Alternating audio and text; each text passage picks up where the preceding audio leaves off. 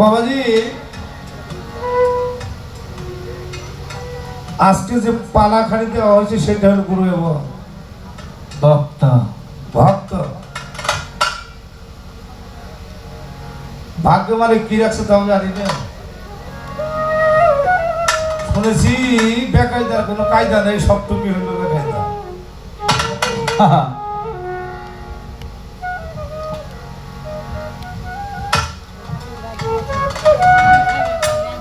আমি ভক্ত হয়ে ভক্তি দিয়া যদি মুক্তি পাই, কথা খুব খেয়াল করবে, যদি মুক্তি পাই তার মানে কোনো সন্দেহ আছে কি দাদা? আমি ভক্ত হইলাম, ভক্তি দিয়া যদি মুক্তি পাই, কথার মধ্যে সন্দেহ অবশ্যই যদি কিংবা অথবা হওয়া হবে হতে পারে, এই সমস্ত আলোচনা ভক্তের আলোচনা না। কি বাবা? হতে পারে না, হবে। যেখানে বলা হয়েছে মান দেয়নি ফাঁকা দেয়াল হাত, আমাকে দেখবে ভক্তি দেখবে। আর বুহারি শাকরান্দর রহমতুল্লাহ আলাইহি বলেছে বাকা শালে শাইকে দিতা মুস্তাফারা নু দিতা মুস্তাফারা বালকে খুদারা, আমি আমার পীরের নূরময় চেহারার মধ্যে মুহাম্মদ মুস্তাফাকে দর্শন করি। না না, শুধু মুহাম্মদ মুস্তাফাকে নয়, আমি আমার কালুর চেহারার মধ্যে আল্লাহকে দর্শন করি। হ্যাঁ, ইমানের ঘাড়ি যদি শক্ত হয়, কখনো অথবা যদি এইরকম শব্দ হতে পারে, পারে না। ভক্ত কাকে বলা হয়? আল্লাহ হলো যার, আমরা সাধারণ মানুষ যারা এরা হইলাম সেভাগ, অর্থাৎ সেভাগ থেকে ইবাদত করতে করতে আল্লাহর ইবাদত করতে করতে আল্লাহর জাতের সাথে লয় প্রাপ্ত হইতে হয়। তাহলে একজন গুরু সে হইল যা, আর একজন ভক্ত সে হইল যা। গুরুর অবর্তমানে ভক্ত হইছে একজন মুর্শিদ, কারণ একজন ভক্ত যখন হইতে পারে তখন তার মুর্শিদ তাকে পরীক্ষা নিরীক্ষা করে তাকে খেলাফত দান করে। অর্থাৎ ওনাকেও গুরু সাজে মার্কেট ছেড়ে দেয় ধর্ম প্রচার করার জন্য।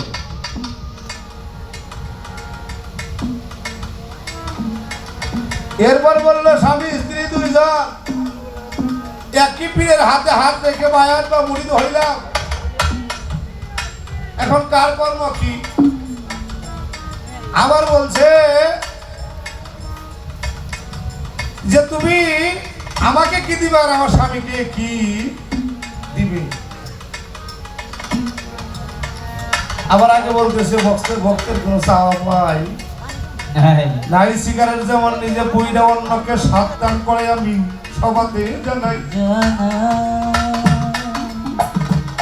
একটা গজল আছে বাবা, ওই পারে এই দেহ গুরুকে দিয়া ফিরে বিনামূল্যে পাবি রে, তুই যদি সেমনি গুরু দেশে যাবি অর্থাৎ পচা ধরা দেহ মুর্শিদের চরণে অর্পণ করে দিয়ে ওই আশায় চেয়ে থাকো সে ফরিদের মতো কবে মরা গেছে ফুল। একটা বার যদি দয়াল আমার বাদল শাহ নেক নজরে ভক্তের দিকে তাকায়, তাকে জড়ে ধরে ওর জীবনের সমস্ত গুণে গুরু তোমার করে যাবে। গুরুর কি দল আছে যা তোমার কাছে নাই? গুরুর কাছে পরার পাথর আছে, যে পাথর দিয়ে লোহাকে স্বর্ণ তৈরি করা হয়, যেটার মালিক তুমি এখন হইতে পারো পারো না। সত্য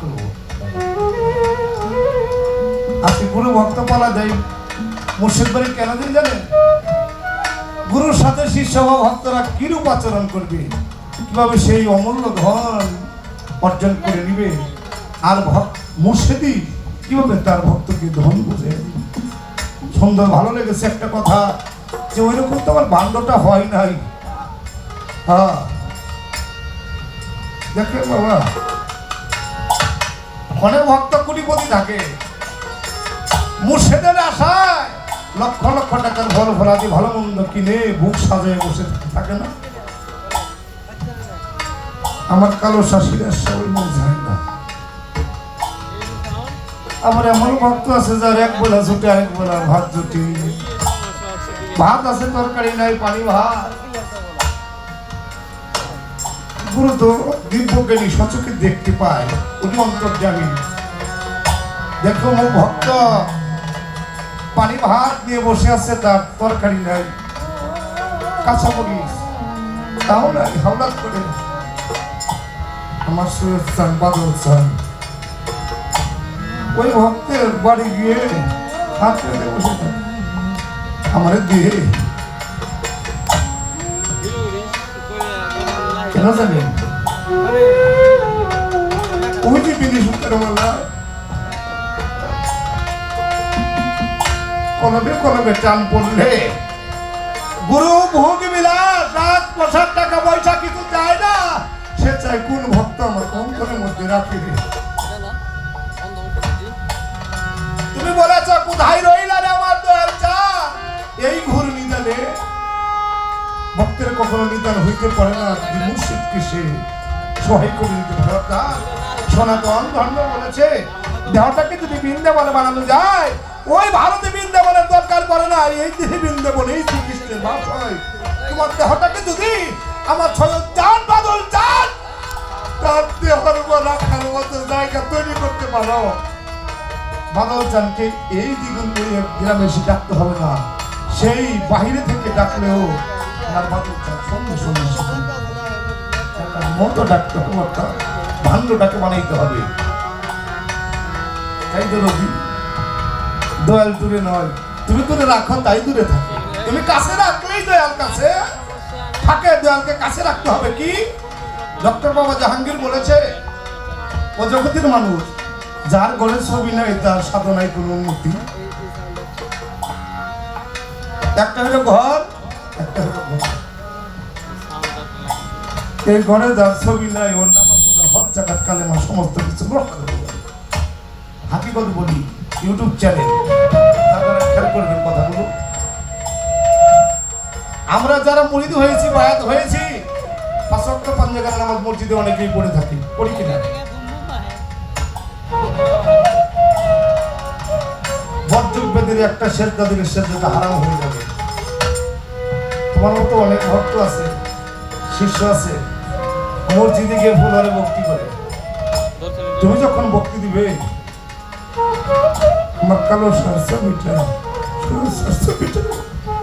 সমস্ত মানুষের সঙ্গেই নামাজ পড়ি, তারপর আমার ভক্তিটা আমার মুর্শিদকে আমি করব হবে না। কোন মানুষ মায়া ধর করে যদি নিরাকার কোন সেজদা ধরে, সেজদা করে, ওই সেজদাটাই তাকে জাহান্নাম পর্যন্ত নিয়ে পৌঁছে। কেন সদা সর্বদাই মুর্শিদের ছবি এই দুই নয়নে থাকে। তাই কারো সা বলেছে নিরিখ বাম ধরে দুই নয়নে হইল না, ওই নামটা ভুল করে নেই যাবি মারা পড়বি রে ভীষণ ফেরে। নয়ন ভরে আমার রশিদ চাঁদের রূপটা রাখি। যতক্ষণ গুরু বর্জুর সামনে থাকে, দুনিয়ার কোনো মোহ সেখানে চাকতে পারে না। যখন বর্জুক চিহ্ন হয়ে যায়, শুদ্ধ হয়ে যায়, তখন এসে দুনিয়ার ঝামেলা পাকায় শয়তান জাগাতে তোমাকে খুব আগে দেহটাকে আমার কথা কিছু মনে করে না বাঙালি। গরু ভক্তের পালাটা হইল বাঁকা বিল্লার স্তরের পরের পালা। যারা ছোট বাজার যারা তিনি খেয়াল করবেন কথা বলবো, ভাড়া বিল্লা অর্থাৎ গুরুর সাথে মিশে গেছে, একরম হয়েছে। একরম ধরার পরে তারপরে হলো বাঁকা বিল্লা, বাঁকা বিল্লার স্তরের পরে হইল অর্থাৎ আমার মুর্শিদের মধ্যে তখন কোনো ইবাদত নাই। আমি না বললাম যখন গুরু ভক্ত এক হয়ে যায় তার কোনো ইবাদত থাকে না, তখন ইবাদত কি জানেন? শুধু দেখা দেখি, দেখলেই হয়ে যায়। এবার আমি আমার বাদল চাঁদকে দেখলে আমার ইবাদত হয়ে যায়। ভক্ত যখন বাদল চাঁদকে দেখে তখন তার ইবাদতের দরকার। আর না, এটা আমার মুখের কথা না, ভাইজিদ মুস্তাফি রহমতুল্লাহ আলাইহি বলেছে। একবার মিশামিশি হয়ে গেলে আর রুকু সেজদার দরকার হয় না, সূরা কেরাতের দরকার হয় না, তখন দেখা দেখির মধ্যেই হলো ইবাদতটা হয়ে যায়। সেটা করে আমার যিনি দাদা হুজুর কেবলা যান বাংলার বাউল সম্রাট, আমি তার একটি গজল রাখবো। তুমি বলেছ গুরু ভক্ত স্বামী স্ত্রী একই জায়গায় যখন মুরিদ হও, ইবাদতের কাতারে থাকো, দুই জনই যখন কাম মুক্ত হবে, বাংলা কথা বললাম, যখন প্রেম রাজ্যে বসত করবে, অর্থাৎ গুরু প্রেমের মালিক যখন দুইজনই প্রেম রাজ্যে বসত করবে, তখন তোমাদের মাঝখানে থাকবে মুর্শিদের ছবি। কারণ মুর্শিদের ছবি দেখলে তার গায়ে কোনো কাম ভাব থাকে না। আর গুরু ভাই বোন যখন একাত্রিত দেখবেন, গুরু ভাই তার বোনকে ধরায় ধরছে, ওখানে কোনো কাম থাকে না। ওখানে থাকে কি, আমি আমার বোনকে ধরেছি। নিজের বোনকে ধরলেও যা, গুরু বোনকে ধরলেও তা। এর মধ্যে যদি কোনো ব্যক্তির কামের ভাব উদয় হয়, তার জন্য ফিনারে খালিদের জাহান্নাম, অর্থাৎ বিনা বিচারে বিনা হিসাবে তার কামের ভাব হইলে সে জাহান্নামে দাখিল হবে। ধন্যবাদ। একটু বোঝা দরকার, তারপরে ভাবে দরকার।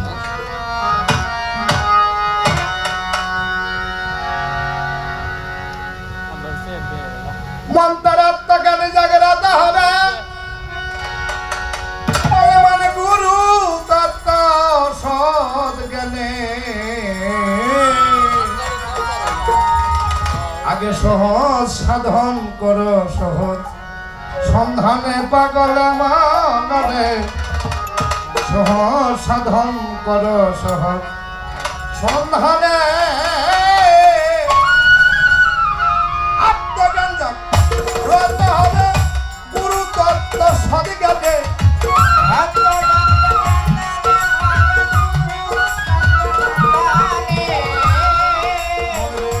আত্মজ্ঞান জাগ্রত হবে, আত্মজ্ঞান জাগ্রত হবে, দয়াল তত্ত্ব সৎ জ্ঞানে।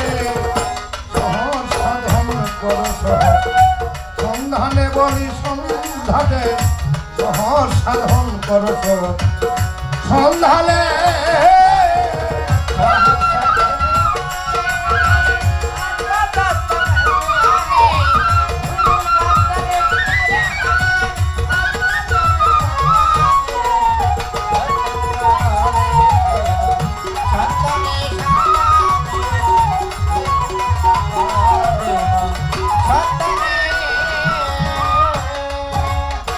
গানটা কেন দিলাম জানো?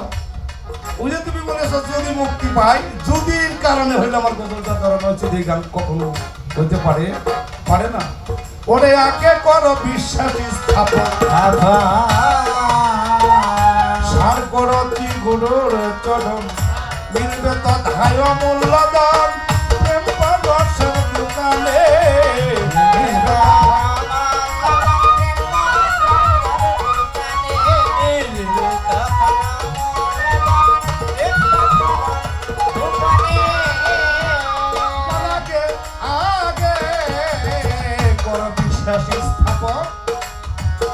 সার করো গুরুর চরণ, মিলবে তথায় মূল্যদান, প্রেম পরশের দোকানে।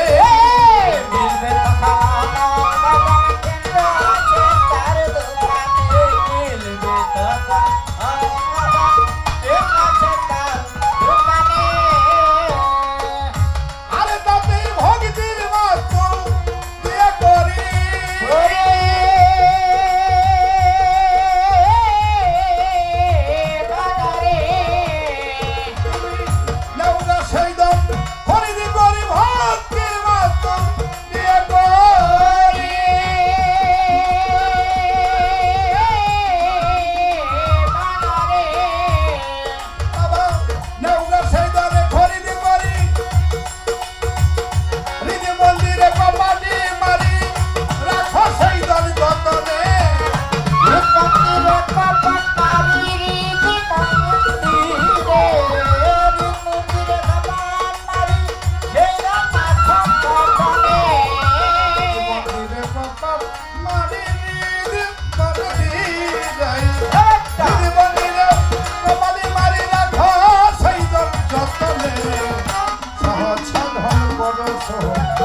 সন্ধানে সন্ধানে সহজ সাধন করো মন্ত্র, সন্ধানে সন্ধানে সহজ সাধন করো সন্ধানে।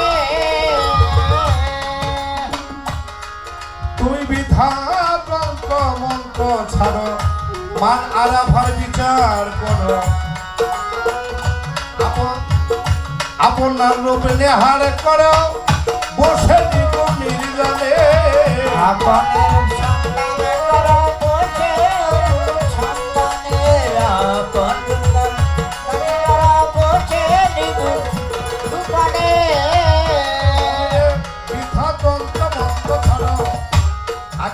আমার ভার বিচার করো আপনার রূপ নেহার করব সানি গুমনির জনে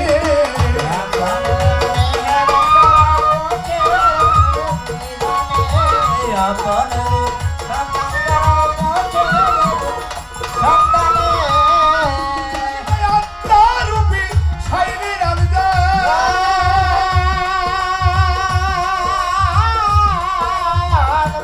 আমার বাজার গোপন হইতে অতি গোপন আত্মারূপী সাইনির আলজা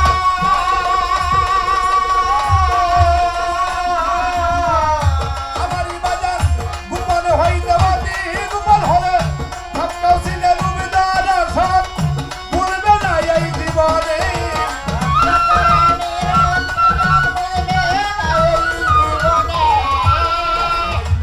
সবটাও ছিলে রূপদার জানি কবি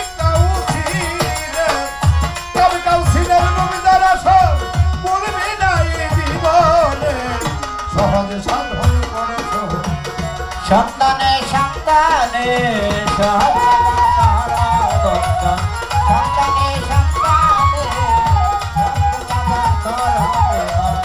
সন্তানে সাধকদের শৈবীন দেবর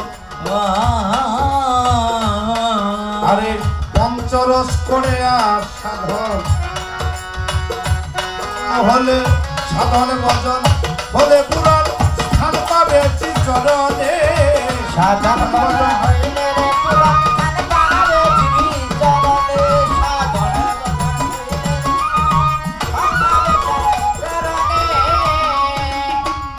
সাধকের ভক্তদের শৈবীন দেবর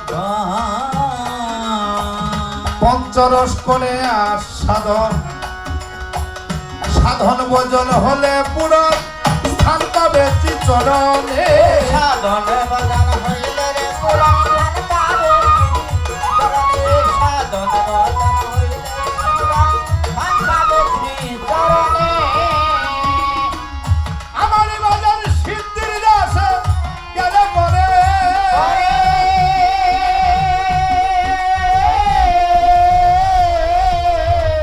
রূপ দেখা যায় পরদারে সিদ্ধির দাস গেলে পরে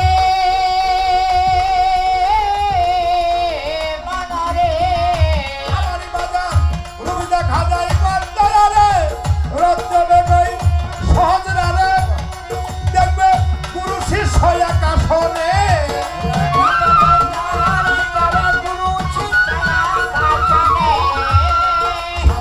রজ্জবে কই সহজ রারে রজ্জবে কই সাধক রজ্জবে কই সহজ রারে দেখবা গুরু শিষ্য আকাশনে কথাটা বুঝতে পারছি উনি বলছে আলাপ করেন কোন জায়গায়